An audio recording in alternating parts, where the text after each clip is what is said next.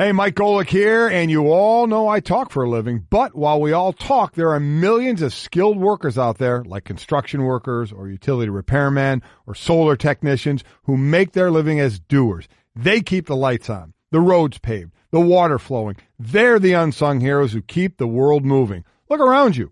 Pretty much anything that's part of modern civilization is all thanks to skilled workers. They make it happen. In fact, this podcast might not even exist or get to the audience without skilled workers to provide electricity and run server centers and build devices. For all the doers out there, Timberland Pro has the stud wall quarter zip pullover. It's designed to keep you comfortable, warm, and dry, and features a durable, water-repellent finish. It has stretch side panels for added mobility and rugged textured polyester bonded fleece.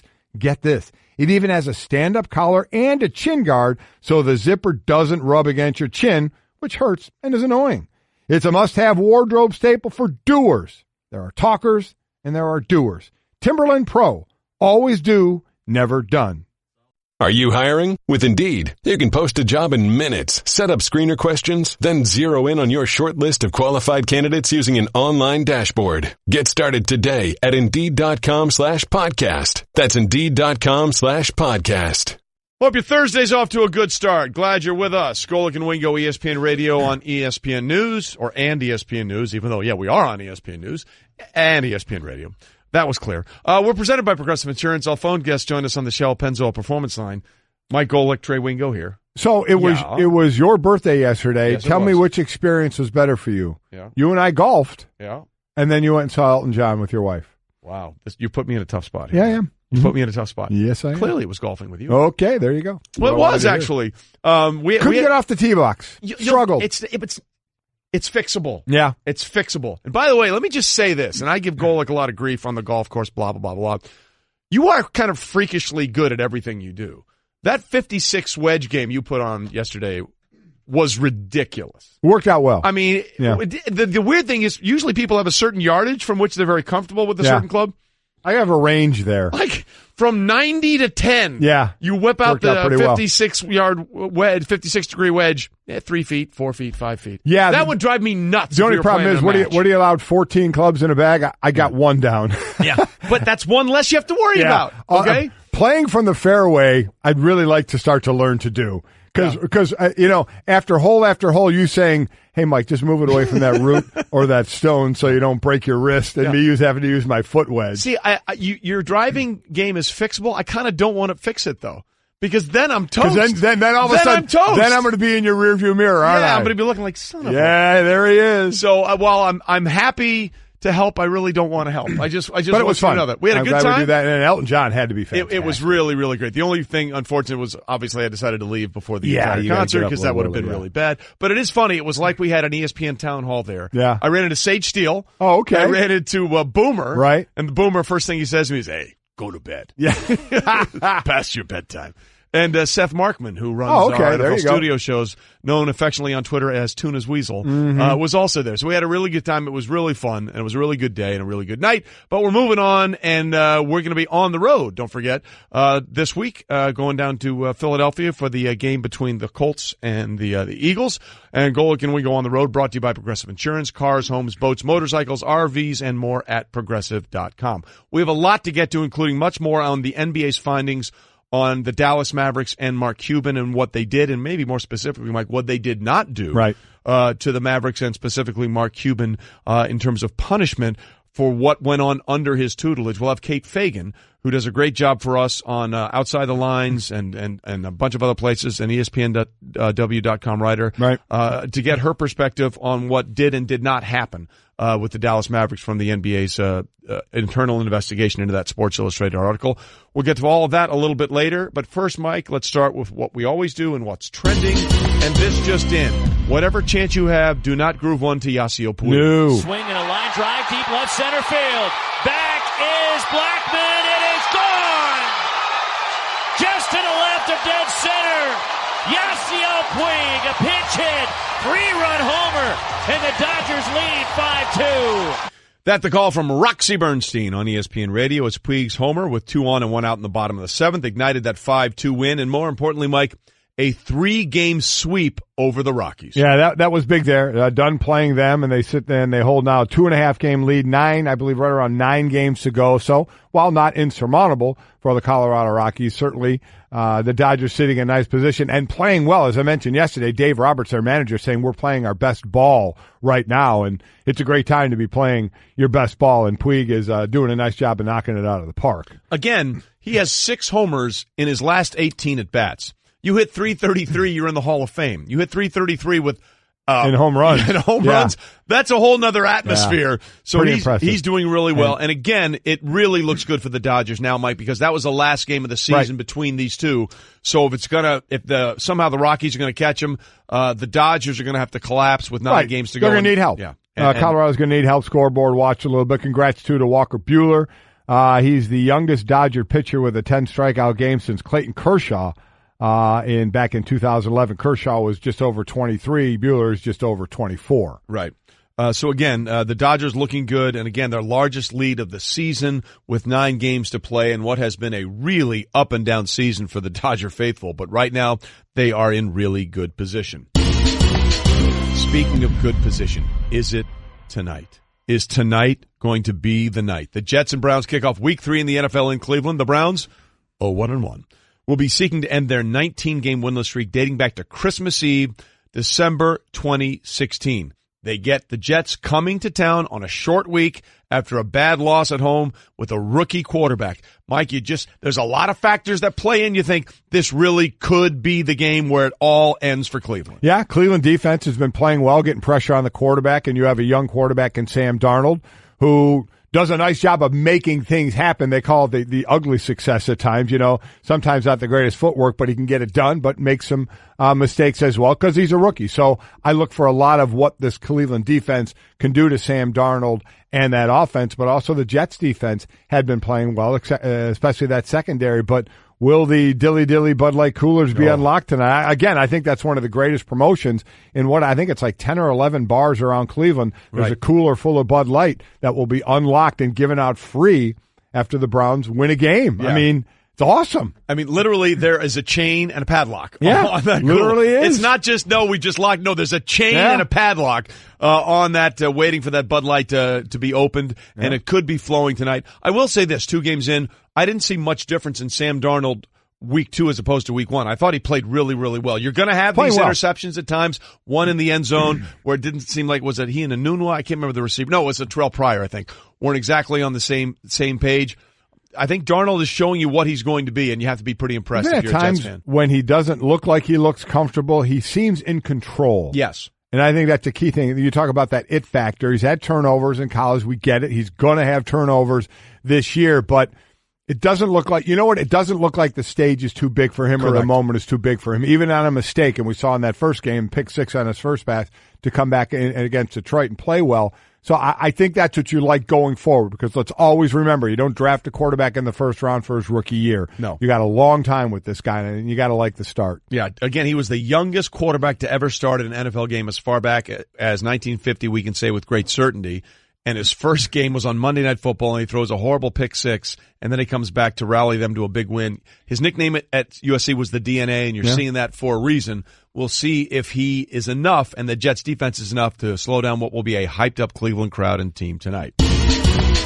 Meanwhile, it is the final tour event of the season, but not the year. That's because the PGA Tour splits their year over the fall going into the next spring, which is a little odd, which I'll never understand, but whatever. It is the Tour Championship teeing off today at East Lake Golf Club in Atlanta. Tiger Woods, one of the top 30 golfers that made it in terms of points. He's ranked 20th in the FedEx Cup standings. He tees off at 12:30, so the show is safe. Alongside Tommy Fleetwood. And there are 5 people, Mike, that can control their own destiny in terms of winning the FedEx Cup and the $10 million that goes with it. Yeah, Bryson DeChambeau, Justin Rose, Tony Finau, Dustin Johnson, and Justin Thomas. If they win, they get the $10 million. But if somebody else wins, then, and you can find these scenarios for every golfer. Enjoy that. Yeah. Okay, reading that, but that's the mayhem and the fun of this. If somebody outside those top 5 win, then where are those guys positioned? Who need to do what to win that $10 million? Because there is the prize money for like a regular tournament in the Tour Championship, but only one person is getting that $10 million. Exactly. And again, just so people, and most people do understand this, but if you don't just get the $10 million, you also get the actual prize money for winning the event, which I think is I think it's close to $2 million. Probably. We've seen 1.7, 1.8 for the winners and stuff, so pretty good. Yeah. And then, quite honestly, we only got to wait a couple of weeks. We got the Ryder Cup, and I can't wait for that. Actually, next week. Yeah. Next week. Oh, that's right. That's next week already. It's going by fast. Holy smoke. So these guys are going right from this tournament right to France. Exactly right. Vive la France. Wow. So we'll see what happens. And again, so it's really, that's what you love about Ryder Cup years in golf, because you have the Tour Championship. You think, well, it's all over. No, we get this little extra bonus. Yeah. And then you get the President's Cup in the years you don't have the Ryder Cup. So we'll see what happens again. The Tour Championship begins play today at the East Lake Golf Club in Atlanta. All right, Golic and Wingo reminding you that the newest 30 for 30 film, Seau, debuts today exclusively on ESPN+. Listen, I have an advanced copy of this. I've seen it. It's absolutely fantastic. The film chronicles the life of Hall of Famer Junior Seau. Seau is a tale of one of modern sports' greatest icons with a tragic and still reverberating through sports worlds all these years later. Check it out today on ESPN+. So speaking of football, Mike, again, we will be in Philadelphia tomorrow for the in advance of the Eagles home game. And again, Philadelphia, let me just say, you're welcome.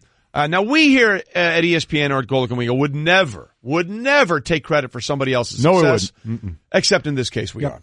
Where was the draft in April of 2017? Philly. And then what happened in 2017? The Super Bowl was won that season by the Philadelphia. Yes, it was. Right? And oh, by the way, you and I both accurately predicted in Minneapolis, we put on the dog masks, we thought the Eagles were going to win. Yes, we did. So that all happened after the draft started, and we made the prediction of the Eagles are going to win. And where are we going tomorrow or tonight? We're going to be down in Philadelphia. Yes, we are. And lo and behold, what happens when we're down there? Carson Wentz starts. Carson Wentz comes back from the ACL, LCL injury. So once again, Philadelphia, we say, you're welcome. Although we really had nothing to do with it. No, we did. But you know who's really happy about Carson Wentz being back besides all his teammates?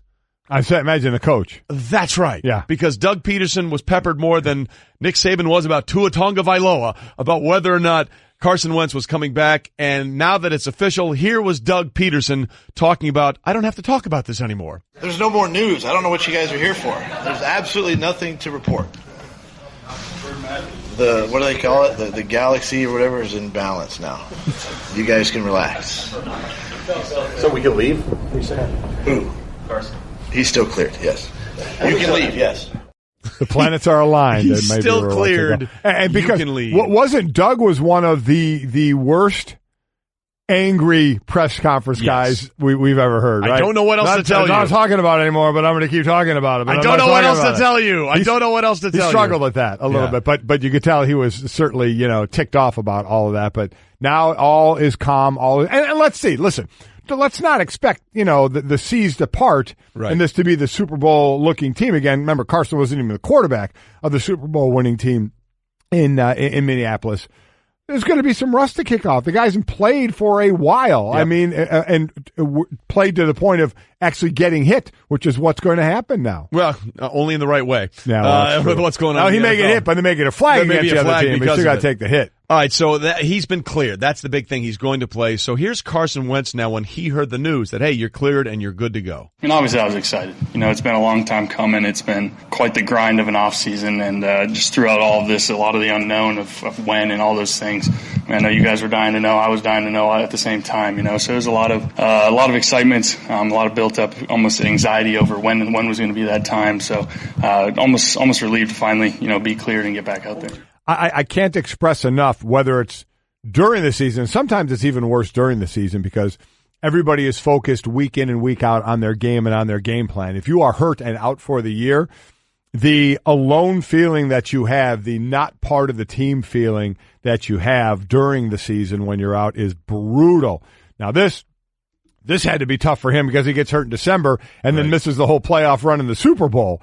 And you think that would be tough? I mean, just brutal. And then all the rehab that went on in the off season on your own time. It is tough to go through that. You're just, licking your chops to get back out on the field. And that's why I think the toughest part for teams is when a guy is close to getting back, holding him back. Because they know when they got a brace on and they can't do anything yet that there's nothing they can do about it. But once they start running and doing the things that they're accustomed to doing on the field, now they want to get back. Right. And so the best thing is to protect them and say, you know what, you're not cleared for contact right now. Exactly. So you can try and do whatever you want to do, but you ain't getting back on that field. That's where everybody else needs to protect the player. All right, so then we're in the situation now. What are reasonable expectations, right? What should we expect? Here's Carson Wentz himself on that topic. I know once I'm out there, I'll feel good. I feel good in practice. I realize live action's going to feel a little different, but I've been fortunate enough the last couple of weeks going against the defense. As a scout quarterback, so obviously they play extremely fast. So just seeing those things, and the more experience out there, the better. But I think it'll come second nature once I'm out there. We'll see. This defense for Indianapolis, they're visiting Philadelphia. They held Washington's offense, who we thought was going to be a good offense this year, and they still may be, to just 9 points in the Colts win. Colts defense, it's kind of a speedy defense. We'll see. I don't expect it to be that long for him to kick off his rust. It's not like he's an 8-year vet, is Carson Wentz, where it just comes back to you like that. He's going to have to work back to it. He was having obviously a monster season before he got hurt, but so he got used to the speed of the NFL. It's just going to be a fact of you can see it, with your practice squad all you want, but it's not the same. Right. It's just not the same until you get in the games, but I don't expect it to be too long for him to get back to that. The question will be then, and we always ask this, and I always say they're going to be who they are. He's still going to take off. Now, what does he do when he takes off and he runs? I think will he more protect himself? Will he be more cognizant of the situation of what do I need? This is the third game. This is the first quarter. This is the fourth quarter. How big is this run? Whether I go down, whether I go out of bounds, or whether I go for the extra yards. Because remember how we got hurt, diving into an end zone. And are we to think that if a quarterback gets in that same position, what if he were in that position, no matter where? If he's on the 5-yard line and he starts scrambling and going for the end zone, do we not think he's going to go dive for the end zone again? Right. You can't just tell a guy, hey, don't do that anymore. And you're in the split second of that moment, you're going to instinctually do something like that. Well, again, what have we said time and time again about Andrew Luck? Hey, listen, you got to take these hits out of yourself. You got to stop doing these things. And even after missing a year, Mike, what happened week 1 against the Bengals? He's going down the field, leans forward, and then bang, gets hit with that helmet-to-helmet hit play by safety Sean Williams, which rightfully got ejected. But you don't want to expose yourself to that kind of hit. And that's the hard part for anybody who has been able to make plays with their legs. I have this weapon that I know has worked for me in the past, and now I have to sort of dial back something that has been something really effective for me. In your brain, that's a difficult thing to turn off. Especially in the moment, man, your instincts take over. Yeah, so that's the situation in eastern Pennsylvania. What do you say we head out west? Let's do it. Let's go to the western front of Pennsylvania, where it's been a disappointing start for the Eagles at 1-1 without Carson Wentz, and it's been a disappointing start, to say the least, for the Pittsburgh Steelers, who thought they were going to be playing in the AFC Championship game against the Patriots last year, and then they forgot to win their game. Yeah, they did. Against the Jacksonville Jaguars, maybe looking ahead when they talked about rematches and all this kind of stuff, and that never worked out. And now we've got they tied the Browns. They have the Le'Veon Bell contract, the offensive lineman talking about his contract. Then Antonio Brown, again, I have a problem with, gets a little upset on the sidelines. That happens all the time. To everybody. But you couple that in with him not showing up on Monday, and then you have the tweet, oh, why don't you trade me then, to find out he wasn't asking for a trade. He was just ticked off at this former PR guy that worked in the Steelers office. He shouldn't have responded to it, but he did. So it leads to all this sense of drama going on there. So what exactly is going on in Pennsylvania? Here's Ben Roethlisberger specifically talking about Antonio Brown. Any team, any sport is going to have some kind of distractions throughout the year. I think that's what makes you professional, is that how can you respond, recover from it. He is the best in the world, and when you're the best in the world, you want to help participate, you want to win football games, and we're all a little frustrated because we're not winning right now. But that's it. What Ben just said right there. We've seen this before. You brought it up an hour ago after a playoff win in Kansas City. Antonio Brown is Facebooking live Mike Tomlin's post-game press conference. We've seen him do this before. Le'Veon Bell has held out before. All this kind of stuff. Ben has talked about maybe I don't have it anymore. He's talked about, openly discussed retirement the last couple of years. They've been sort of messy away from the field, but it's worked out because they've won. That's exactly right. Listen, Antonio Brown is still 4th in the league in receptions. Yeah. And I think he's been targeted the most. Yeah, he's been targeted 33 times. That is the most. That is the leader in receptions is Michael Thomas, 28 catches and 30 targets. Pretty nice there. Yeah. So he's still been targeted the most. I guess I'll say this again. we've seen this act before with Antonio Brown on the sideline, with Antonio Brown on social media. This offense is averaging almost 30 points a game. The problem I see is on the defensive side. The defensive side of the ball, they're giving up over 30 points a game. And we haven't heard anybody on the defensive side spouting off here or acting childish there or speaking out of turn there. It was the offensive line, then it was AB. And I haven't heard anybody on the defensive. They're just not playing well. I mean, so this is stuff that's happened before in Pittsburgh. It's not magically going to go away. Antonio Brown is 30 years old. He all of a sudden isn't going to become this mindful, okay, I'm going off social media guy. It's not going to happen. Nope. We haven't heard a thing from the offensive line before week 1 because Le'Veon Bell ain't coming back anytime soon. Yeah. So they're just playing ball and blocking for James Conner. So to me, this is same old, but last year they were 13-3. Right. Year before 11-5. This year they're not. And to me, I lay it more on the defensive side, which is not done their job as well as we all thought they were going to. Certainly not as well as they thought. Listen, they're 30th against the run. They're giving up 152 yards per game on the ground. They're not creating turnovers like they used to.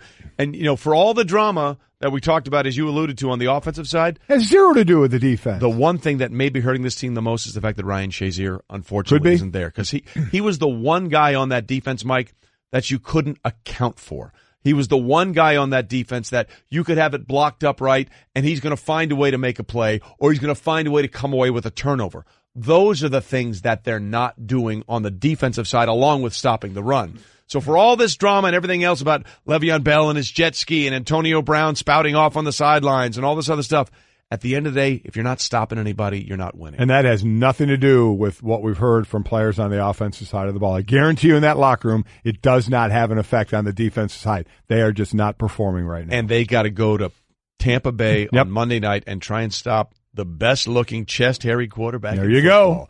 Connor Fitzmcgregor, Ryan Fitzpatrick, whatever his name is. Guys, let's be real. When you look good, you feel good. At the JCPenney wardrobe sale, you can get 50% off select men's suits, separate sport coats, dress pants, and accessories. Plus, select dress shirts, buy one, get one free. Raise your game with Collection by Michael Strahan. All the right looks to take your style to the next level. Also, save an extra 20% off with your JCPenney credit card and coupon, or extra 15% off with any other method of payment. Hurry in. JCPenney. Style and value for all. Pricing and coupon valid 9/13 and 9/23. Credit offer subject to credit approval. Some exclusions and restrictions apply. See store at jcp.com for coupon and details. Support for the Golic and Wingo Show podcast comes from our friends at Rocket Mortgage by Quicken Loans. Let's talk about buying homes for a minute. Because of rising interest rates, there's a lot of unpredictability when it comes to buying a home these days. It's causing a whole lot of anxiety with folks. Well, our friends at Quicken Loans are doing something about it. They're calling it the power buying process, and here's how it works. Quicken Loans will verify your income, assets, and credit in less than 24 hours to give you a verified approval. This gives you the strength of a cash buyer. Then once you're verified, you qualify for their all-new exclusive Rate Shield approval. First, they lock your rate for up to 90 days while you shop. Now here's the best part. If rates go up, your rate stays the same. But if rates go down, your rate also drops. You win either way. It's the kind of thinking you'd expect from America's largest mortgage lender. To get started, go to rocketmortgage.com/Golic. Rate Shield approval only valid on certain 30-year purchase transactions. Additional conditions or exclusions may apply. Based on Quicken Loans data in comparison to public data record. Equal housing lender. Licensed in all 50 states. NMLSconsumeraccess.org number 3030. All right, glad you're with us. Golic and Wingo on ESPN Radio and ESPN News. We are presented by Progressive Insurance. All phone guests join us on the Shell Pennzoil Performance Line. What you heard there in the rejoin there was part of Rachel Nichols' interview with The Jump. She did a great job with him on Mavericks owner Mark Cuban on the findings of the NBA's internal investigation, Mike, into what went on in the Dallas Mavericks front office with allegations and claims and outright instances of sexual harassment and some domestic violence with several NBA employees at the Mavericks organization. Now, Mark Cuban is going to pay $10 million to several his choice organizations. The NBA and Adam Silver did not decide to punish Mark Cuban for being the head of the company where all this went on. That was put out in that Sports Illustrated article. So for more on that and whether or not the NBA now got it right, because we can all concede that the Mavericks didn't. And as Mark Cuban said, there were things going on that I just missed. There were other things that he did know about and chose to do the wrong thing in hindsight. But did the NBA get it right by really not punishing Mark Cuban or the Mavericks in any way, shape, or form. And for more on that, we're delighted to be joined this morning by Kate Fagan, who does a great job for us on a number of fronts. She's a writer for ESPNW and does great work on Outside the Lines. You see on a variety of shows as well as Around the Horn. Kate, first of all, your reaction to what the NBA specifically didn't do in this situation. Did they get it right?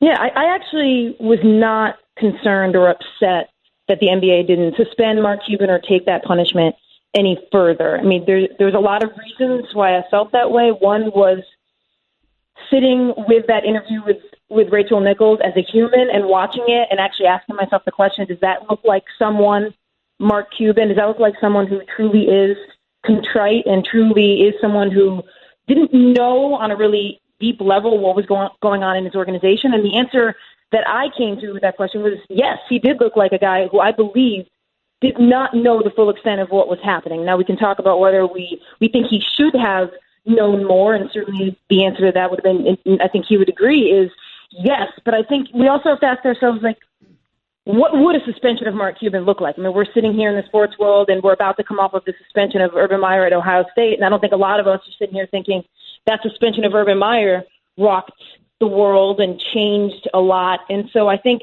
when you look at a guy who steps forward and answered the questions in the way that can, on a human level, say, like, he knows what happened here, I think, to me, that the extent of that is all that I needed as someone in the sports world who has been a part for the last 5 years, when you start with Ray Rice leading up to it, of wanting the sports world to recognize more some of these things that have been happening. So Kate, just so I'm clear, in your position, and Rachel, by the way, feels the same way from you. She said so after doing the interview.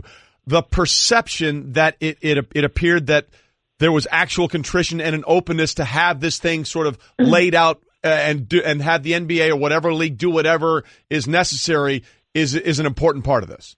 Yeah, it is an important part. And, it's really interesting, Trey, because I'm on the show with you here, and probably throughout my ESPN career, before I would ever go on a show, I would have been on Twitter nonstop and allowed that to form some layer of my opinion on a sports topic. I've actually purposefully not been on Twitter lately, solely because I've seen that forum has changed and altered how I might answer a question or form an opinion, because you kind of see where the majority is leaning. And I haven't done that for this story. And that's interesting to me, because the opinion I'm offering right here, right now, could be vastly different than the one you might see that's formulating online. But it was important to me to say, okay, what do I know about the NBA having covered it? What do I know about Mark Cuban having covered him?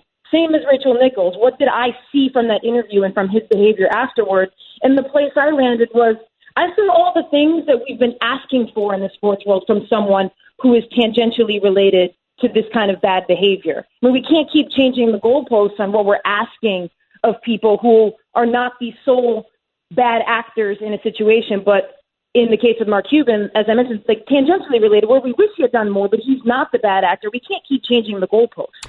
And I think I saw him step to the plate and do the things that a couple years ago I would have asked other people in his position to do, and they didn't do. Along those lines, we're talking to Kate Fagan on the Shell Pennzoil Performance Line. A lot of people are on Twitter, and a lot of people, Kate, are making the comparison to Urban Meyer. So let me say what they're saying. They're saying, okay, Urban Meyer isn't accused of any of the things like that went on in Dallas of doing those things. He got suspended for not following the process or not being upfront about some of the process that went on and not doing enough. Mark Cuban, who wasn't involved in any of the things that went on, and as you said, stood up and took a responsibility for it, but did in fact have a chance to do something to either Chris Hyde or Earl Snead through emails, and didn't fire these guys. And Earl Snead with the domestic violence twice, and he didn't fire the guy. So he really did nothing, came out after and said I was wrong. So it sounds like people are saying that those like you and Rachel Nichols are saying, well, because you admitted it, cool, we're not going to punish you for it. But they did do something wrong there, and Urban Meyer got suspended for it, and Mark Cuban did not. Do you see the difference there? Yeah, I mean, I see the overlap there. I think for me, there's a couple key differences in that with the Urban Meyer story, one of the key turning points was him standing up at media day, and whether he was dissembling or outright lying or was just confused about the timeline, suggesting that he knew nothing about something that he obviously knew deeply and was directly connected to, as in someone that he saw every day. Whereas in the Mark Cuban situation, though I read the report and you do see opportunities where he could have fired some of these bad actors, he was not sitting around each of those guys day in and day out, which to me leaves more plausibility that Mark Cuban did not know really on an intrinsic level what that culture was like on the business side. That to me is a key difference when I look at the two. And it's not as if Mark Cuban has gone without punishment here. And I know the financial punishment is, when you look at his overall worth, is a minuscule amount, but the reputational hit here to me is also an important one, in that I think we've changed at least I have changed how I viewed Mark Cuban as the owner of the Mavs. I mean, there's trust loss in terms of what I thought he was about when it came to the Mavs, and now having to rebuild that. So that's what I see as the key differences. But again, Mike, you mentioning a Twitter landscape, that I could be walking into a landmine here by not agreeing with what the overwhelming perception is in that medium. Well, listen, you're certainly entitled to your opinion. Let's be clear about that. We know what the Twitter world is like. The Twitter mob, something like that scene from The Simpsons where they all come with pitchforks just on a daily basis and fire with something else. So as Kate Fagan is with us, does a great job for us on ESPNW, and also does a great job on Outside the Line and other shows. Now that we've sort of gone through this mess, what's the standard going forward? What do you think the NBA, and specifically the commissioner's office and Adam Silver, is saying to the next person that maybe finds himself in this situation? The NBA is a really unique case for me, because they've built up, and I think most sports fans, when they look at the NBA, see this, like, they've built up so much goodwill with how strongly they've handled a lot of infractions over the years, and even more than that, how they have equipped their players to have voices on really important topics in our landscape. And that's very different than other organizations and other leagues. And so when I look at the NBA and the way they've handled this, I do think to myself, look, this is an organization that I've agreed with on so many ways that they've handled things. And then therefore, if this is what they've come to on Mark Cuban, then I'm going to probably side with, that's probably the best way at this moment to handle it. Now, the question to me isn't like, what is the NBA done here that sets some sort of precedent for the future? The more pressing question to me is how, as like the sports world, sports culture, that sports media and fans, like, when are we going to land in a place when we actually come to some sense of like stability and justice in how we're handling these situations? Because we've gone from 5 years ago, Ray Rice, where the whole point was to get people to pay attention, this stuff mattered, to now where I'm a little worried that we're out of control in our response to it. So what I'm looking at more is like, when are we going to land in a more stable place that we understand how to interact with these types of issues, instead of swinging the pendulum all the way over to like the kind of mob mentality that we can often see here. That middle ground sometimes is the most elusive thing to find, but hopefully we're swinging back toward that now with each one of these cases and how they're adjudicated by the league and the people involved. Hey, Kate. As we let you go, Kate, Trey, we always goof around on the show of that I don't read a lot of books. Yeah. You know the last book I read? Yeah. What Made Maddie Run. Book by Kate Fagan. There you go. And I'll say again. Let me just tell you, I don't think you know what a compliment that is. It's true. I mean, literally, he reads comic books and that's it. And I know it's been out for a year or so, or a couple of years. I'm not sure the exact amount of time, but I would say that is must read. Well, when was the last time you read a book? So that's pretty much how we know. I know it was your book. I just don't remember when I read it. And let me put it this way, he's probably good for the rest of this decade. Great book, though. Great book, Kate. Listen, hey, Kate, we really appreciate you being on with us this morning on a very important topic.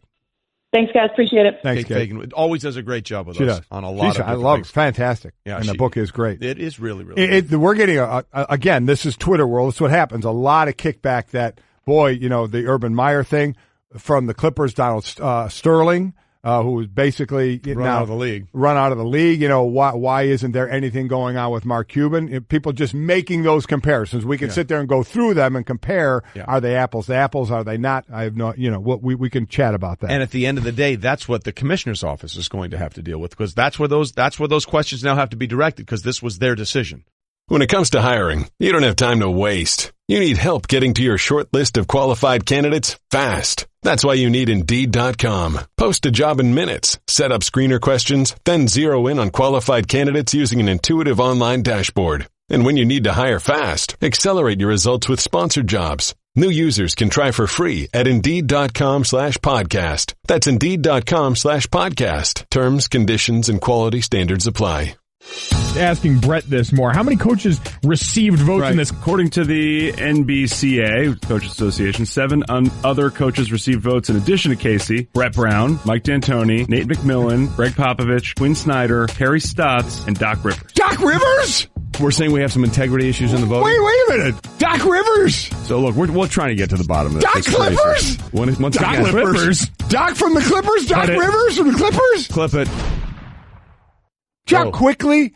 Do you know how quickly everybody jumps on me for that? We're like shark blood in the water. America. Listen, it's unbelievable. What do people always say? Be who you are. Wow. That's who we are. Golic and you Wingo. knew this. Golic and Wingo brought to you by 1-800-Flowers. Nothing makes up for your football obsession like a surprise from 1-800-Flowers.com. To order a dozen multicolored roses plus an extra bouquet and a vase for just $29.99. Go to 1-800-Flowers.com/ESPN. Now, why would we on Golic and Wingo on this fine Thursday morning as we get set for Week 3 of the NFL's regular season tonight in Cleveland, why would we be playing a soundbite of you botching the name of the head coach of the Clippers? Why would that be timely?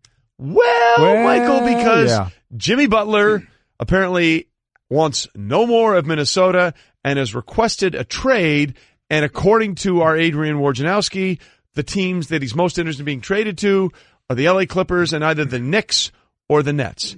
And you can understand why perhaps he wants out of Minnesota. A lot of people think that's pretty dysfunctional. Yes, right there. But the time you brought this up, and I think it's an excellent point. Media Day is Monday. Why is this coming out now? Why is this coming to the surface? It seems like this is something you want to do, I don't know, in June. Yeah, I mean, for him to, if he is putting a time limit on this of Monday, and if he's going to be upset if it doesn't happen. Now, what I don't know is behind the scenes how long this has been going on. We've heard about Tom Thibodeau, the coach, was supposed to meet with him in Minnesota, then it went to the West Coast, of how long this has actually been in play. If truly it hasn't been in play that long, Jimmy Butler can't get upset at all if there's no trade worked out by Monday. Are you kidding me? I mean, they're not going to get value back for Butler, and Thibodeau knows that. They could have a bad season. He could be out of a job. So I'm very curious as to why now, did something happen, whether in management, whether with a teammate, something where he says, you know what, I just don't want to function here anymore. And the reason he wants to get traded now, we know he wants out of Minnesota, but if he gets traded to one of the teams he likes, and then next year when he's a free agent re-signs, he can sign a 5-year, $190 million deal. If he does not get traded, plays with Minnesota, and then signs elsewhere next year, he can only be signed for 4 years and $140 million. So that could be a $50 million difference. But we've seen NBA players say $50, $90 million. Whatever, I'll make it back. You never will. I mean, you'll get a nice change, but you'll never see that money. Let's understand that part of it. Are you at all surprised that he's mentioned the Clippers, the Nets, and the Knicks, and has decided, once again, LeBron and the Cavs is not in the conversation? Starting to hear more and more LeBron and the Lakers. Excuse me, sorry. Starting to hear more and more of people, maybe because we thought Kawhi wanted to go there. You know, it doesn't look like he specifically said Los Angeles. Paul George said, I want the Lakers. LeBron is there, and Paul George doesn't even answer their call. He took the money. Yeah, and I can't blame him for it. No, not at all. But do people just are they saying, okay, you know, it's LeBron's team, and you're just in that vacuum? You win, by the way. Yeah, you win. He's been to the finals a whole lot. Not going to go this year, but you do win an awful lot. This will be interesting to see if Minnesota tries to manufacture a trade, because the bottom line is, you know, you're not going to have him after this year. You'd like to get something for him. Yeah. At some point, instead of just letting him walk for nothing. It is amazing how often we see someone not be able to mesh with somebody else if they have to be the man. Kobe and Shaq, Kyrie and LeBron, right? Winning helps. Just look at the Warriors coming up. Coolers in Cleveland tonight? ? Guys, let's be real. When you look good, you feel good. At the JCPenney wardrobe sale, you can get 50% off select men's suits, separate sport coats, dress pants, and accessories. Plus, select dress shirts, buy one, get one free. Raise your game with Collection by Michael Strahan. All the right looks to take your style to the next level. Also, save an extra 20% off with your JCPenney credit card and coupon, or extra 15% off with any other method of payment. Hurry in. JCPenney. Style and value for all. Pricing and coupon valid 9/13 and 9/23. Credit offer subject to credit approval. Some exclusions and restrictions apply. See store at jcp.com for coupon and details. Hey, Mike Golic here, and you all know I talk for a living, but while we all talk, there are millions of skilled workers out there, like construction workers or utility repairmen or solar technicians, who make their living as doers. They keep the lights on, the roads paved, the water flowing. They're the unsung heroes who keep the world moving. Look around you. Pretty much anything that's part of modern civilization is all thanks to skilled workers. They make it happen. In fact, this podcast might not even exist or get to the audience without skilled workers to provide electricity and run server centers and build devices. For all the doers out there, Timberland Pro has the stud wall quarter zip pullover. It's designed to keep you comfortable, warm, and dry, and features a durable, water-repellent finish. It has stretch side panels for added mobility and rugged textured polyester bonded fleece. Get this. It even has a stand-up collar and a chin guard so the zipper doesn't rub against your chin, which hurts and is annoying. It's a must-have wardrobe staple for doers. There are talkers and there are doers. Timberland Pro. Always do, never done. Are you hiring? With Indeed, you can post a job in minutes, set up screener questions, then zero in on your short list of qualified candidates using an online dashboard. Get started today at Indeed.com/podcast. That's Indeed.com/podcast. We're Maroon 5-ing it up this morning on Golic we and are. Wingo, ESPN Radio and ESPN News, presented by Progressive Insurance. All phone guests join us on the Shell Pennzoil Performance Line. Again, we're Maroon 5-ing it up because it appears, Mike, it appears. And all signs are pointing in that direction, that the band Maroon 5 will be the halftime show for Super Bowl 53. And people are going almost full Nickelback in their outrage. Yeah. I mean, Listen, like full Nickelback outrage is what you never want.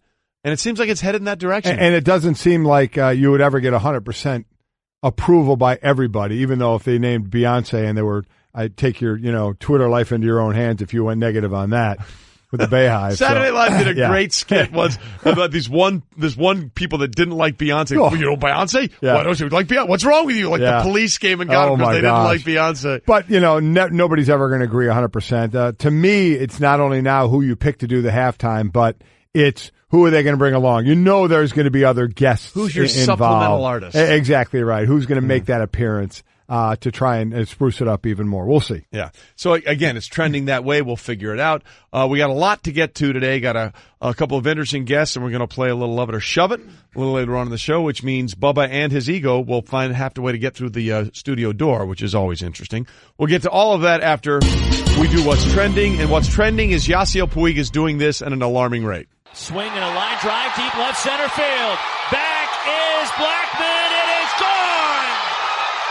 Just to the left of dead center, Yasiel Puig, a pinch hit, 3-run homer, and the Dodgers lead 5-2. That the call from Roxy Bernstein on ESPN Radio as Puig homered with 2 on and 1 out in the bottom of the 7th, and that gave the Dodgers a 3-game sweep in their 5-2 win of the Rockies, and most importantly, Mike, they're up 2.5 games in the NL West, and they are not playing the Rockies again. Yeah, so they control their own destiny now. 9 games to go. Colorado's going to have to do a little bit of scoreboard watch. And 2.5 games is not, the end of the world, but you're certainly running out of time and trailing in the wild card as well. So they have some work to do. But the Dodgers, I'll go again to what Dave Roberts said, the manager. We're playing our best ball right now, and man, when you're going to make it to the postseason and you're peaking at the right time, I think a lot of Yankee fans are hoping that as well, getting Aaron Judge back, that they'll peak at the Aroldis Chapman back, that they're going to peak at the right time as well, because that's all that matters. Yep. Get to the show, get in there, and then how are you playing then? Because then it can be anybody's ball game. We'll see. Listen, Yasiel Puig is unbelievable right now. He's homered in 6 of his last 18 at-bats. You got a kiss from one of the coaches in the dugout after the home run. Yeah. You'd kiss him, too, if he was doing 6 of 18, batting basically .333, each one of them a home run. Right. That's about as good as it gets right now. Meanwhile, let's sound off on Conor McGregor. Oh, boy. Sound off is brought to you by ADT. Considering home security, consider this, Reed. For 140 years, ADT has helped stop more crime than any other home security company. Visit ADT.com to learn more. So, Mike, Conor McGregor has not done a promotion for his October 6th fight against the UFC lightweight champion. That changes tonight when the two fighters head-to-head head to the New York City Radio City Music Hall to take part in the first press conference for UFC 229. Now, that's a name after your own heart. Habib Nurmagomedov. God bless you. And this guy, 26-0, 10-0 in UFC. This dude, yes, I'm absolutely close. I'm doing it off the phonetic there, and I'm hoping I got it right. There's a phonetic in one of the sheets that we Habib. have, and I believe I got it right. What I love, in August of this year, this was Habib's quote. And when you hear him in the presser, he has that broken English. He's Russian. He said, I hope they're going to make this fight. This is what he says about Conor, because I really want to change this guy's face. I really want this. I really want to meet him alone inside the cage, only me and him. They want to use me. I'm the undefeated, undisputed UFC light heavyweight champion. I no need him. He needs me. His last 4 fights is like 2-2. He don't fight for 2 years. He doesn't deserve this title shot. And from what, as we get closer to this, we'll get people on to talk about it. Habib is a favorite in this. He's plus 160, I think, in this one. My initial thought is Habib is going to wipe the mat with him. Really? Oh, yeah. I definitely think he's.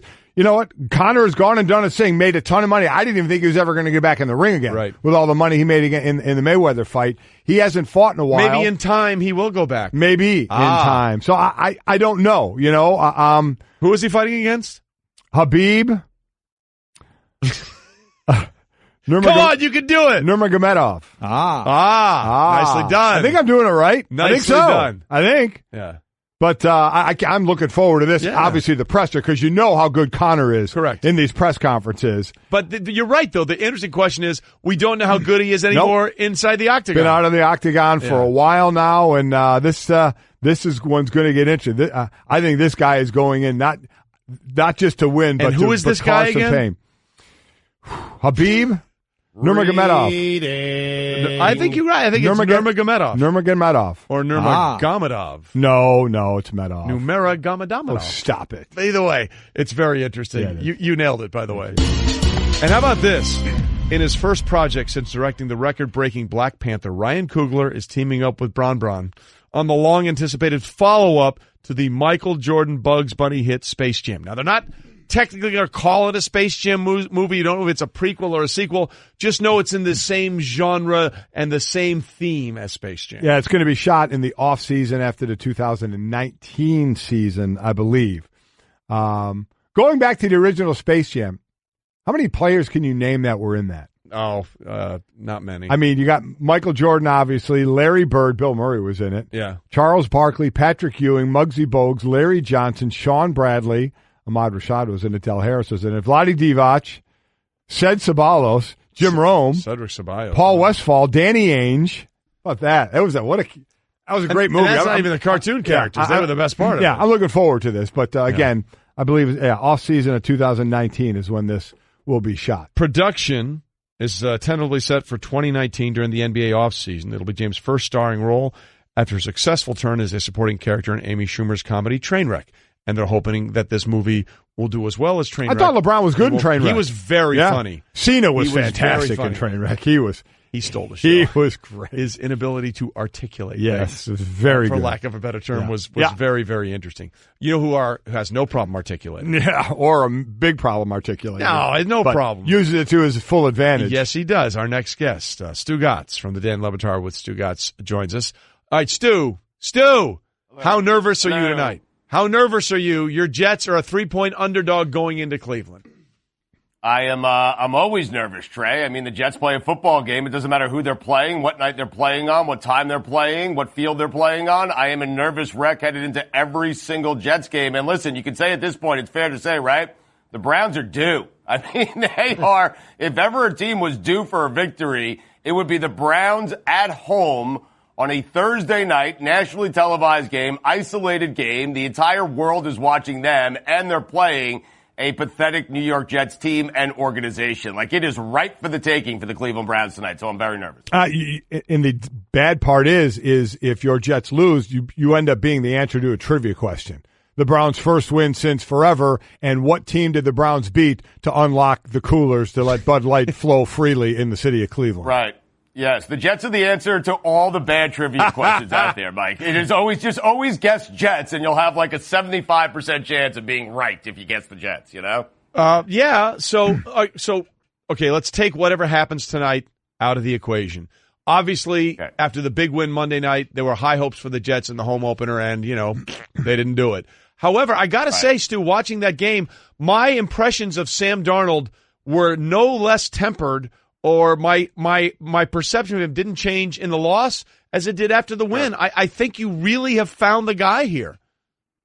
I do too, Trey. And this season really, it's not about the Jets and whether or not they make the playoffs or, if they can go on some sort of magical run. It's all about finding out whether or not you have a quarterback. And so I am completely with you, Trey. Like through 2 games, Sam Darnold has been, he's been impressive. And listen, he's bounced back from adversity. He had the pick 6 his first play of his career and bounced back from that. And, he says all the right things. He does all the right things. And so I'm encouraged. Listen, here's the problem with the Jets. They don't have any wide receivers. And so what Sam Darnold allows them to do, the defense is pretty solid. The offensive line is okay. The running back's okay when you talk about Crowell and Powell. They don't have wide receivers. They don't have tight ends. And so what Sam Darnold allows them to do over the next 4 years, because he's on that rookie contract, is it allows the Jets to go out and spend a ton of money on wide receivers, whatever else they think they need to kind of support and spackle Sam Darnold here. So it's really all about whether or not you have a quarterback this year for Jet fans. It's not about wins and losses. It's about, hey, is Sam Darnold going to be the guy for the next 10 or 15 years? And I think 2 games through, I think Jet fans feel pretty comfortable in saying, hey, I think we found the quarterback. The beauty of this quarterback, unlike getting Kirk Cousins, guys, landed in the perfect spot. They needed an upgraded quarterback. They have all the other pieces. They got Kirk Cousins. The Jets were going to offer him $90 million guaranteed, north of $90 million guaranteed to Kirk Cousins. They don't have all the surrounding pieces. So this actually worked out well because that rookie contract allows the Jets to go out and get free agents over the next 4 years. Absolutely right. And look, people are saying this is a must-win game for Cleveland, to which I say, dude, they haven't won in 2 years. Every game is a must-win game. But, that's the way it goes. But you look at the Jets now, Stugotz, you look at this line, their schedule, okay? After Cleveland, at Jacksonville, home for the Broncos, home for the Colts, home for Minnesota, and then at Chicago. I mean, it's kind of like we need to get this one. If you're thinking about this season, then yes, you kind of need to get this one, right? To get yourselves to 2-1, and then you have Jacksonville next week, as you pointed out, Trey, which is a loss, so the Jets would be at 2-2. I can tell you right now, definitively, that game is a loss, okay? And then from there, listen, it's not that difficult, but yes, if you want to try to put together some sort of season and get the best of both worlds, where as a Jet fan, you're excited because you get to watch this new, fresh, young quarterback every single week and find out if he's your guy for the next 10 or 15 years.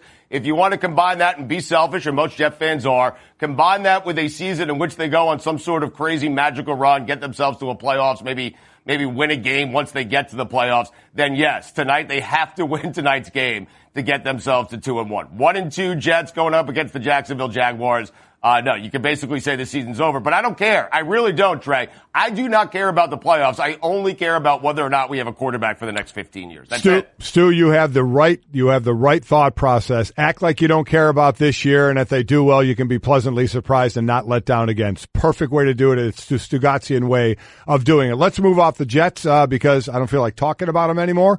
And let's get to your, we're talking about MVP candidates. A lot of people have Patrick Mahomes out there, or Ryan Fitzpatrick. When we did Book It, our buddy here, Trey Wingo, had Khalil Mack in there. So I understand you have your own top 5 MVP candidates. I do.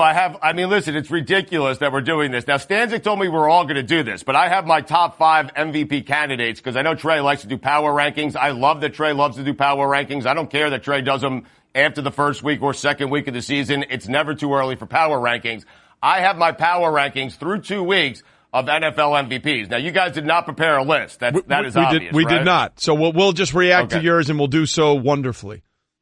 Okay, so I'm going to list these 5 through 1. I should actually go up because on my list, Trey, I like to do things, our show likes to do things a little differently. You go 5, 4, 3, 2, 1. I go 1, 2, 3, 4, 5. Okay. All right. So, but now we're cross-pollinating. This is, you're on our show, so you're doing it our way, right? Yeah, fine. I'll do it your way. Would you like me to do it your way? Sure. Okay, I'll do it your way. There you go. At 5, who is it? I'm going to do it your way. Number 5, Ryan Fitzpatrick. Yeah? Fitzmagic. He's number 5. Well, listen, he's at number 5 because I'm telling you, Todd Gurley should be in my top 5. Spoiler alert, he's not. So I put Fitzpatrick right at the fringe there because we know Ryan Fitzpatrick is going to revert back to being Ryan Fitzpatrick, and then I'll slide Todd Gurley back in. Okay? All right. Number four, the Red Rifle, Andy Dalton. Whoa. He is number 4 through 2 weeks. How about that? The Ginger Giant getting things done. Wow, I like it. Wow, nice. Giving Cincinnati a little love, and they deserve it. They deserve some love. They do. Yep, they're 2-0. He's playing well. Kirk Cousins comes in at number 3 for me. Kirk Cousins comes in at number 3. Interesting. I suspect he'll move up that list because I think the Vikings are the second best team in the NFL behind the Rams. So I have Kirk Cousins at number 3. Number 2 is Aaron Rodgers. Aaron Rodgers is number 2 because Aaron Rodgers is the best quarterback we've ever seen. Aaron Rodgers doing it on one leg. And imagine what the Packers would look like. You don't have to imagine. Think about what the Packers looked like last year without Aaron Rodgers. So he is number 2. I suspect if he stays healthy, he'll probably move up there as well. Number 1, MVP, guys, okay? It is not a player. It's a coach. Oh, my. It is Andy Reid for trading away Alex Smith because he had so much conviction in Pat Mahomes, who probably is the MVP on the field through 2 weeks of the NFL season. How about that? It's interesting, but you know who hates this list? Your entire show.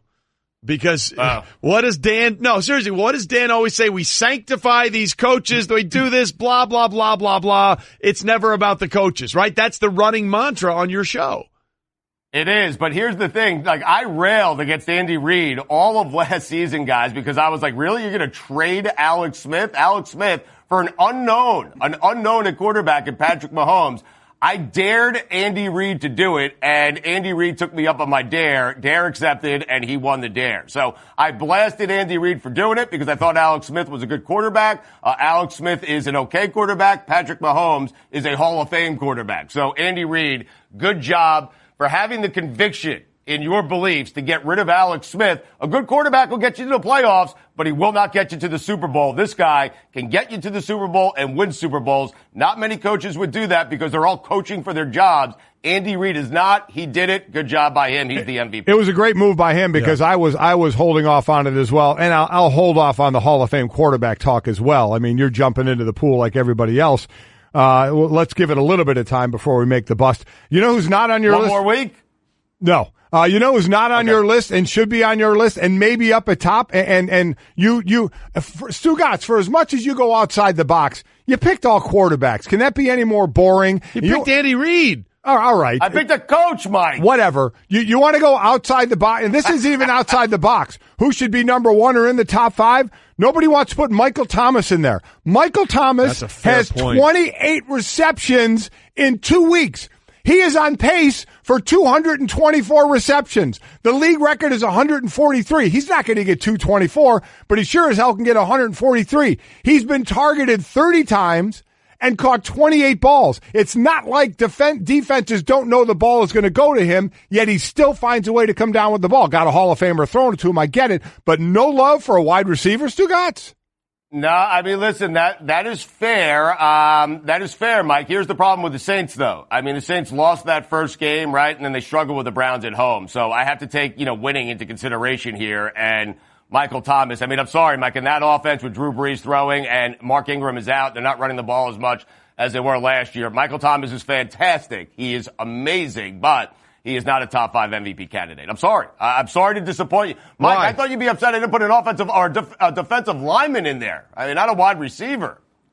Why do you think he's not in the top 5? Michael Thomas? Yeah. I mean, listen, if there's an MVP on the Saints, it's going to be he's not even the best player on his own team, Trey. It's Drew Brees or Alvin Kamara. I don't even think Michael Thomas is the best player in his own huddle. Do you think Andy Dalton's the best player on his team? You better not. I do right now through 2 weeks. I do. Yes, I do. I think Andy Dalton. You go back and look at Dalton's stats a couple of years ago when the Bengals were actually a decent team. Hold on. He was pretty good. No, he was pretty good, and now they got Joe Mixon. No, you cannot do that. Andy Dalton is 10 times more valuable to his team than Michael Thomas is to the Saints. Get out of here with that. Look. There's a million guys that can catch. There's a million guys catching 100 balls. Andy Dalton's played great. There's no question about it. I'm not doing this to denigrate. But if you watch that game against the Browns, Michael Thomas was the one that made sure they did whatever they could offensively. I mean, you couldn't stop him. You could not stop him. Now, I'm not taking anything away from Drew Brees, and you can make that argument, and that's fair. But I don't think you can just dismiss what Michael Thomas has done over the first 2 weeks of the season. All right, I won't dismiss him. Mike, if it makes you feel better, if you want to expand it out to a top 6, I will put Michael Thomas at number 6. No. You know, don't patronize me. I hate you now. So never mind. Okay, I'm sorry about it. I love you. All right, quickly to basketball. Your thoughts? Do you want the Knicks to be trading or the Nets to be trading? I know you're a Knicks fan though. So do you want the Knicks to trade for Jimmy Butler? No, I don't care about the Nets. The New York Knicks, no, I don't want them trading for Jimmy Butler. Listen, you have Porzingis, and there are rumors that Kyrie Irving wants to be in New York next year. I'd like to explore that. Jimmy Butler doesn't win you anything, and no, if I'm the Knicks, I'm not interested in that. I'm interested in getting a guy along with Kyrie Irving to go with Porzingis headed into next year. I don't think Butler, Kyrie Irving, Porzingis is enough to win you a championship. I'm not sure there is an equation to win a championship as long as Golden State stays together. So, but I do not want to see Jimmy Butler. I think the Knicks need to aim higher than that. I think Kyrie Irving, Porzingis, and someone else is where I'd like to see the Knicks go next year. I do not want Jimmy Butler. Jimmy Butler does not win you or any team a single. Jimmy Butler, your team is good if Jimmy Butler is your second or third best player, which is why I think you should probably stay in Minnesota. But if Jimmy Butler's your best player, you're not going anywhere. All right, Stu, real quickly, let's get through some picks for this weekend. To pick at, obviously, you're the team that you follow. Jets, Browns, Browns -3. Who are you taking? I am going to go here.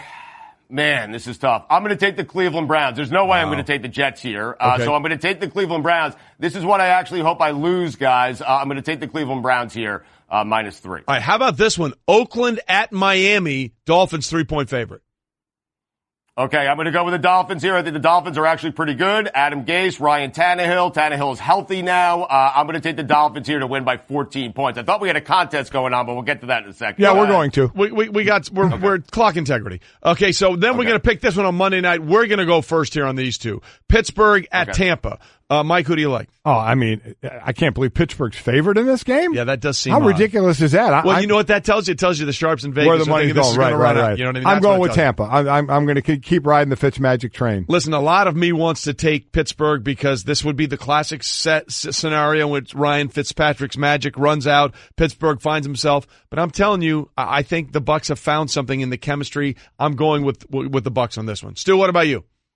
I'm going Steelers here. I mean, if we're going to have a contest where if I win, your guys, my guys come up and invade Trey's golf course. If I win, you guys come down and invade my golf course. I have to go opposite of you guys. I'm going to take the Steelers. I do like that because the first two picks, I agree with you. I'm going Browns and I'm going Miami as well. So we're only going to be different on the one this time around. I am as well. So the swing state, swing vote this week is Pittsburgh at Tampa, and we have to make till Monday night to find out. Don't forget, when you lose this bet, you have to provide all drinks on the golf course. Yes, that's very important. That is fine. No, the entire day is on me if I lose, and the entire day is on Trey if you guys end up losing. By the way, Mike, and I apologize for this, there is a list that Michael Thomas is number one on for me, okay?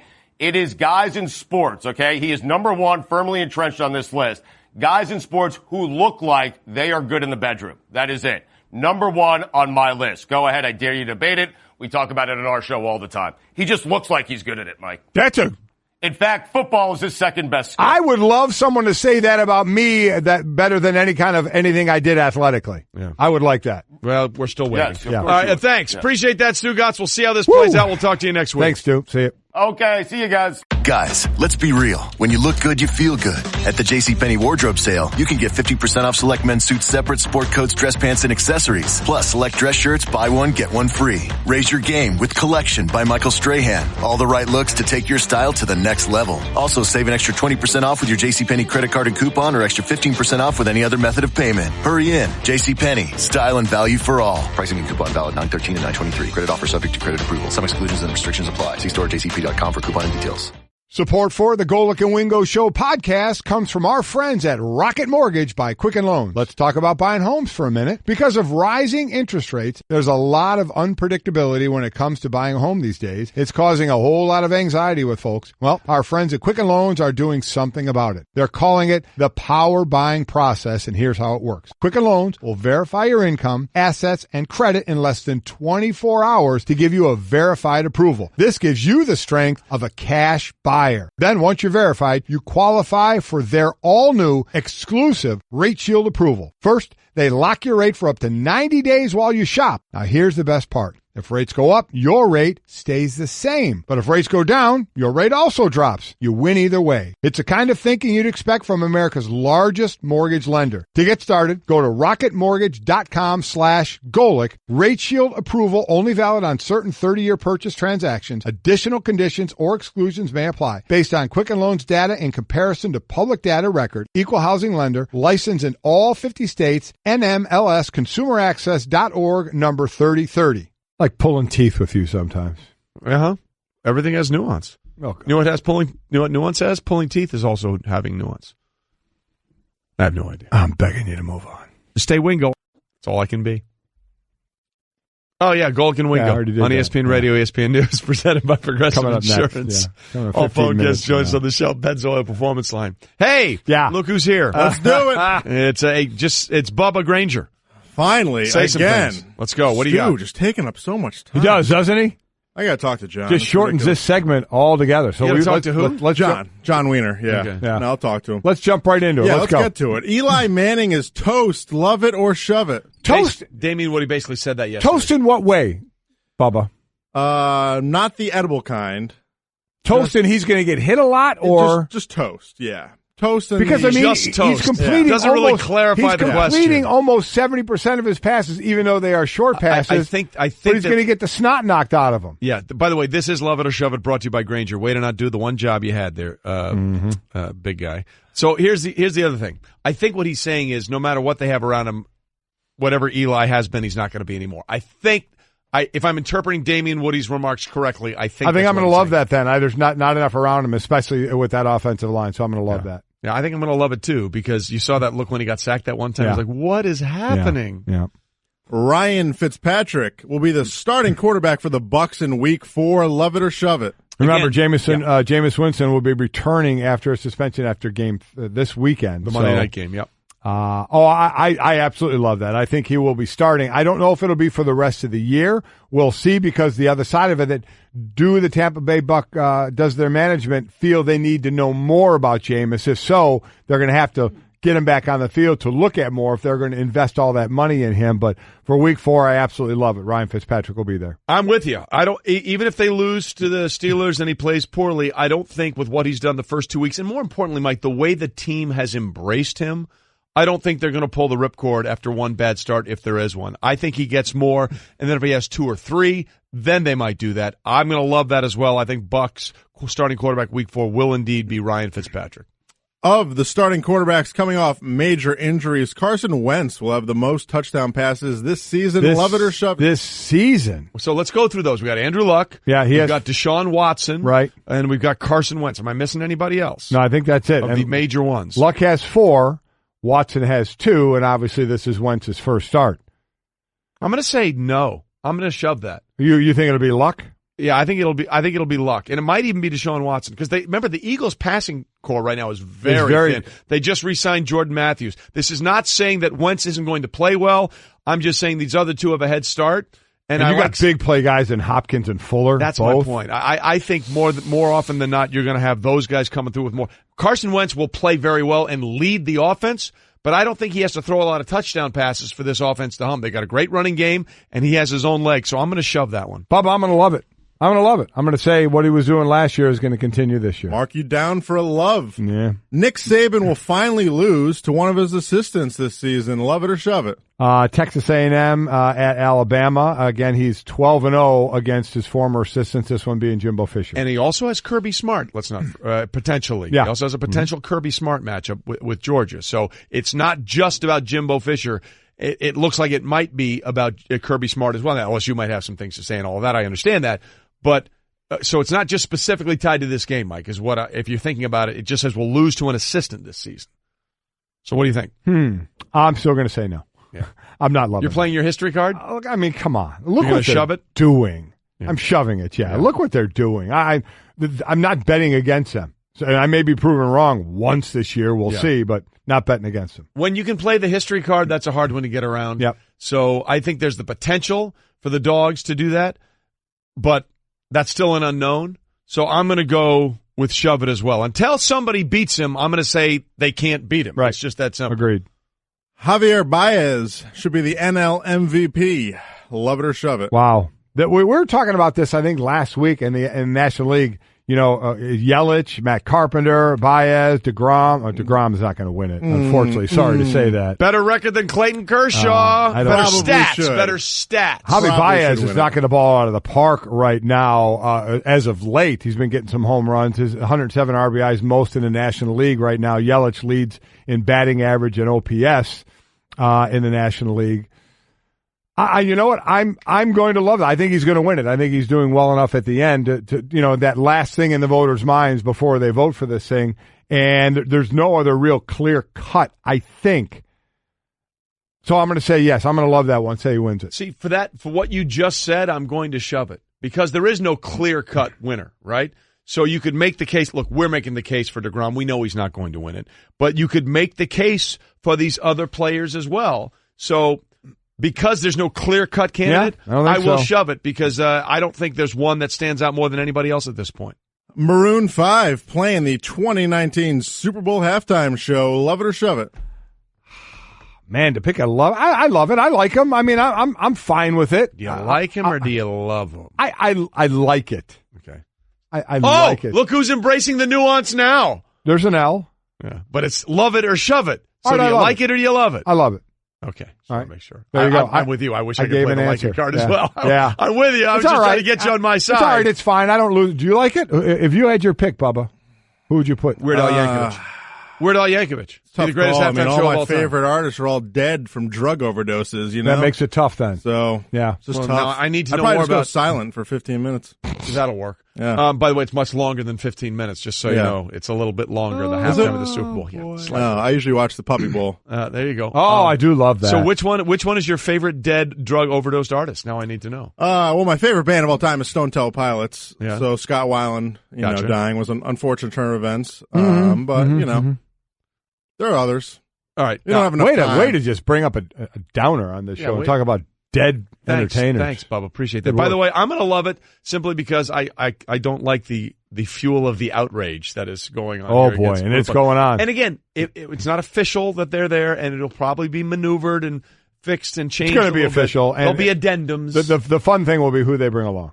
When it comes to hiring, you don't have time to waste. You need help getting to your short list of qualified candidates fast. That's why you need Indeed.com. Post a job in minutes, set up screener questions, then zero in on qualified candidates using an intuitive online dashboard. And when you need to hire fast, accelerate your results with sponsored jobs. New users can try for free at Indeed.com/podcast. That's Indeed.com/podcast. Terms, conditions, and quality standards apply. As soon as this weather breaks, Flip-flop Fridays, baby. Are you kidding me? Thong Thursday? Okay, no. I mean, absolutely. No. Wear the thong. People are eating. Oil up. What Trey doesn't know is when we were golfing yesterday, I had a thong on under my golf pants. Actually, I noticed. I could see the outline. Golic and Wingo is brought to you by 1-800-Flowers. Nothing makes up for your football obsession like a fresh and beautiful bouquet from 1-800-Flowers.com. Right now, 1-800-Flowers is offering 36 autumn roses for $36. You want to order 36 autumn roses for $36. That's $1 a rose. Just go to 1-800-Flowers.com, click that radio icon, enter the code WINGO. All right, Golic and Wingo with you again, presented by Progressive Insurance. All phone guests join us on the Shell Pennzoil Performance Line. And Mike, it really is all on the line tonight for a couple of teams, as the Jets, as a 3-point underdog, travel to Cleveland to take on the Cleveland Browns, who again have not won since December 24th, 2016. They have a 19-game winless streak going into this one, and somehow, some way, they are the favorites going into this contest. It is surprising to me. I am going to pick the Browns for tonight. Right away. Wow, we got 5 minutes left. Well, and I have something I'm going to throw out there to see what you think the comparison is. But I am going to pick the Browns. I like the way the defense is playing, the pressure that's on the quarterback. I think they'll put pressure on Sam Darnold. And Tyrod Taylor, I mean, he had a better game in week 2 than he did in week 1, no doubt about it. It's not Baker Mayfield time right now, not yet. No way would I even think about that at this point. Let's see where this goes tonight. But two teams where the better part of both teams is the defensive side. Yes, without question. Both for Cleveland and for the Jets. So let me ask you this. Ask away, my friend. I did a little bit of research. It wasn't much. I just had to click. The first 2 games of Sam Darnold's career compared to the first 2 games of Mark Sanchez's career. All right. How do you think it went? I obviously think it's going to be similar, and I obviously think because of the way you're phrasing the question, it probably went in favor of Mark Sanchez. No, not really. By turnovers, it did. Yeah. Because Darnold has, 2 interceptions or 3 interceptions through the first 2 Darnold is 41 of 62. That's 66% completion. Yeah. 532 yards. That's 8.5, 8.6 per attempt. 3 touchdowns, 3 interceptions. Okay. Mark Sanchez, 32 of 53, so less passes, 60% completion, 435 yards, 8.2 yards per attempt, 2 touchdowns, 1 interception. So basically, now again, offense is different. I get all that. The league is different. So I'm just throwing numbers out there. But to your point, and this is why it's important, those first couple of weeks when Mark Sanchez burst on the scene in 2009, what was the word everybody used? The poise. Look how poised he is. None of this stuff is too big for him.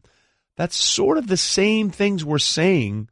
Oh, it's exactly what we're saying. Darnold. DNA is what we're calling it. The DNA. Look how he overcame the first pass and found a way, even though it was a pick six, to get that win on the road on Monday night. Youngest quarterback to start in the NFL since 1950. So while it's not apples to apples, the comparison is a really good one because let's not get carried away with 2 games in terms of what it extrapolates to. Wait, are we saying that about Sam Darnold, or are we saying that about Patrick Mahomes? Well, here's why I'm saying yes. No, I agree with you there. I agree with you. But the first 2 games for Patrick Mahomes have been off the charts. And plus, he's not a rookie. And he got played to be last year, yeah. all that kind of stuff. One of the big differences we also have to remember is the Jets relied on the defense and a running game as well. They went to the 2 AFC they have a good games. We think they have a good defense. Where they weren't trying to rely, and you don't want to rely on a rookie quarterback or a second-year guy. But this Jet offense is going to rely on Sam Darnold earlier than they needed to rely on Mark Sanchez if they're going to go anywhere. And I don't think anybody believes they're going to go where they went with the first couple of years of Sanchez with Sam Darnold. But again, it's a building process. And again, I know this sounds like a stupid question because they haven't won since the Mesozoic era. But who needs to win this game more, the Jets or the Browns? Because you look. I think the Browns just to finally just get this one, take this one off their back. Yeah, I agree there's so with much you. talk of when are you going to win your next game or your next game because you haven't done it in a couple of years. So yeah, I would think until the Browns win, every game the Browns is in is going to be. I think if you're not if you're your team, if you're going to pick you root for your team, but then you look at the league. I think most people are pulling for the Browns to get a win. Yeah, yeah. I mean, we sort of went through with Stugotz. The Jets' schedule, and it doesn't look good if they don't get a win here. But again, they've already won this season. Yeah, exactly. They won week 1. Browns need a win. I'm looking for them to get a win, but I'm not picking them because I'm from Cleveland with my heart for them. I think they can outplay the Jets tonight. They are what they are. They're 0-1-1. As Bill Parcells famously said, you are what your record says you are. They're a winless team. But they are really kicking games away from being 2-0. Yeah, they are. They are. If they could have blocked T.J. Watt at any point during that week 1 game, he had 3 sacks plus the blocked field goal, they probably win that game. And if they could literally make a kick, they might have won that game against the New Orleans Saints. So I'm going with Cleveland as well. There we go. I just think it's time.